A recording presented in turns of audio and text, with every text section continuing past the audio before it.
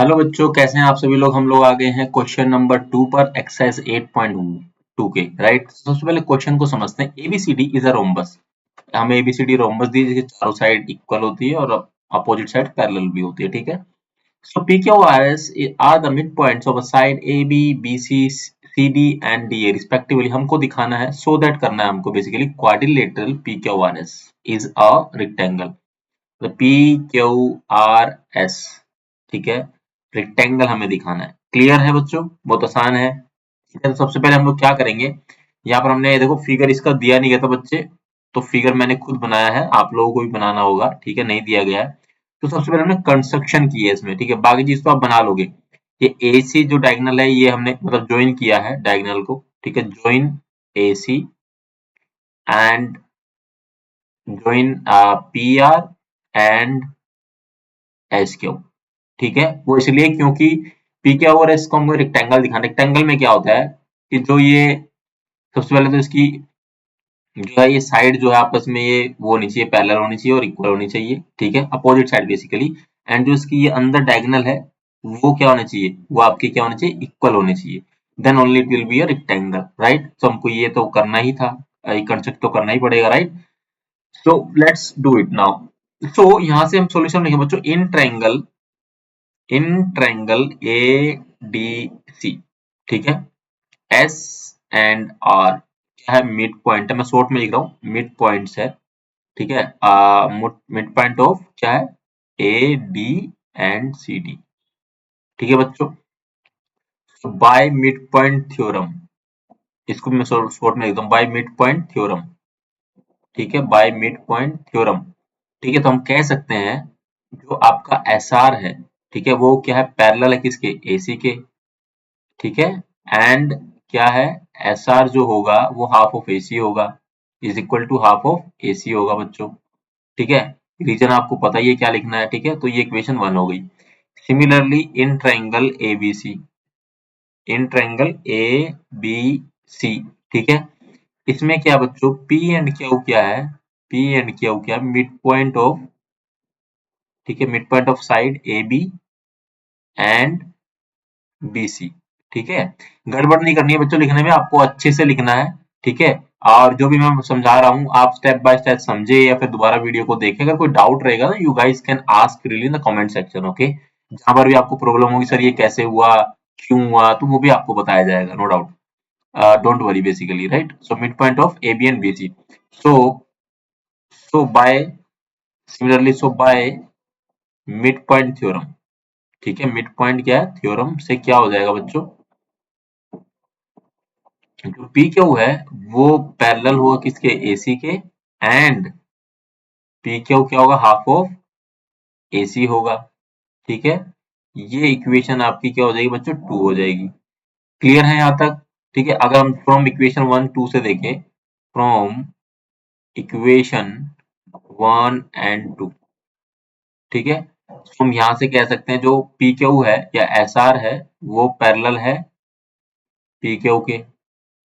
And S R जो है वो इक्वल है पी क्यू के। ध्यान से देखो, एस आर पैरेलल एसी के, पी क्यू पैरेलल एसी के, मतलब एस आर इसके भी पैरेलल होगा। राइट, और एस आर क्या एक हाफ ऑफ एसी है और पी क्यू को हाफ ऑफ एसी, दोनों इक्वल है। जो कैंसिल आउट करेंगे तो S R equal to P Q हो जाएगा।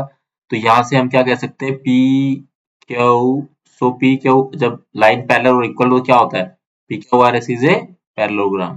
तो यहाँ पर एक ये तो हमने बता दिया। ठीक है, एक चीज तो ये होगी बच्चों। अब आता है, आप ध्यान से देखो, हमको जो है कि ये वाला डायगोनल इस डायगोनल की इक्वल दिखाना है।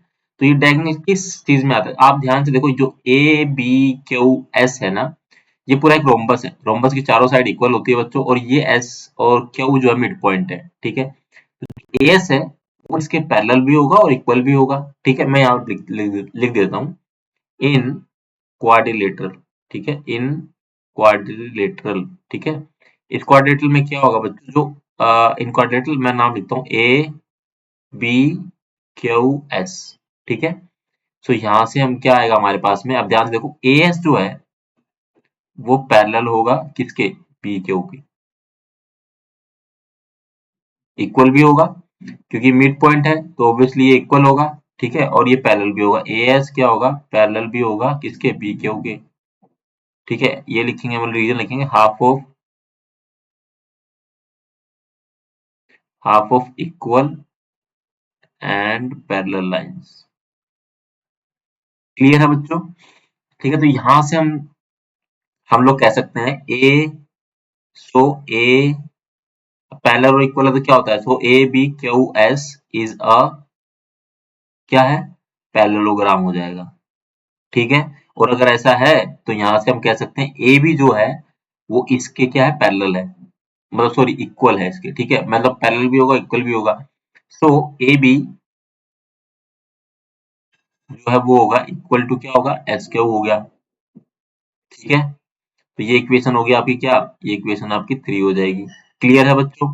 अब हमने इसको प्रूव कर दिया है ए बी, तो ये इक्वल और पैरेलल दोनों होगा, राइट? ओके, सो सिमिलरली हम यहाँ में यहाँ कर देता हूँ in triangle, in quadrilateral, sorry in quadrilateral. अब ध्यान से देखो कि ये जो ये डायगोनल तो हो गया, अब इस डायगोनल की बात हो रही है पी पी आर की, तो ये इस वाले उसमें आ रहा है। ठीक है, तो क्वाड्रिलेटरल में, इस वाले क्वाड्रिलेटरल में आ रहा है, तो ध्यान से देखो इन क्वाड्रिलेटरल पी बी और सी आर। ठीक है बच्चों, अब इसके अंदर देखो ये जो पीबी है, मतलब ये दोनों मिड पॉइंट है, P and sorry P and R जो है mid point of C D है, और ये तो मतलब पीबी जो होगा, पीबी जो होगा वो इक्वल होगा किसके, सी आर के, या फिर एस आर आप लिख सकते हो, आर सी लिख सकते हो, जो भी आपको लिखना है, सॉरी सी आर या फिर आर सी जो भी है। ठीक है, आप लिख सकते हो, राइट? सिमिलरली ये क्या होगा, पैरेलल भी होगा, पैरेलल है सी आर के या एस आर सी लिख सकते हो। ठीक है, तो इससे क्या हो जाएगा, P B C R is a parallelogram. ठीक है, अगर ये पैरेललोग्राम है तो हमारा पी आर जो है, सो हमारा क्या होगा, पी आर है जो, वो इक्वल टू क्या होगा बच्चों, बीसी होगा। और आपको पता है कि एबीसीडी क्या है, एक रोम्बस है, रोम्बस की चारों साइड इक्वल होती है, तो हमारी क्या होगी, ध्यान से देखो बच्चों थर्ड इक्वेशन को देखना, यहाँ एक ए बी इक्वल टू क्या है, A B equal to S क्या हुआ है, और पी आर इक्वल टू ने बीच दिखाया है। हम इसकी जगह ए बी लिख सकते हैं, हम यहाँ पर पी आर इक्वल टू हम लोग अगर ए बी लिख सकते हैं, क्योंकि ए बी क्या है, ये इक्वेशन 4 हो जाएगी, मैं लिख देता हूँ यहाँ ब्रैकेट में, ए बी जो है वो इक्वल है बी सी के, तो हम लोग ये ऐसा कर सकते हैं, right? So from so from equation from equation 3 and 4, तो क्या आ जाएगा बच्चों, ये तो ए बी तो हट जाएगा, ये तो एस क्यू या पी आर जो है वो इक्वल टू आ जाएगा किसके, एस क्यू के। मतलब ये हमने दोनों, हमको यही बताना था, तो ये डायगोनल इक्वल आ गए, मतलब पी आर जो है वो आपका एस क्यू के इक्वल आ गया। क्लियर है बच्चों? सो अगर ऐसा है तो हम कह सकते हैं कि P Q R S is a rectangle, is a rectangle. ठीक है बच्चों, यहाँ पर ये क्वेश्चन समाप्त होता है। बहुत थोड़ा सा मतलब ऑब्वियसली माइंड तो आपको यूज करना ही पड़ेगा, ठीक है, बट इतना भी टफ नहीं है, इजीएस्ट है, बस आपको याद रखनी है चीजें और अच्छे से रिलेट करना है चीजों को, तो आसानी से आप क्वेश्चन कर पाओगे। ठीक है, आपको थ्योरम पता होनी चाहिए, आपको रूल्स रेगुलेशन पता होना चाहिए, ठीक है, जो भी उस थ्योरम के होते हैं वो चीजें आपको पता होनी चाहिए, so that you can do the question very easily. Okay, so इस क्वेश्चन में अगर कोई डाउट रहेगा, क्वेश्चन रहेगा, क्वेरी रहेगा, तो आप कमेंट सेक्शन में पूछ सकते हो बच्चों। मिलेंगे आपसे क्वेश्चन नंबर 3 में 3 के साथ नेक्स्ट वीडियो में, तब तक के लिए थैंक यू सो मच।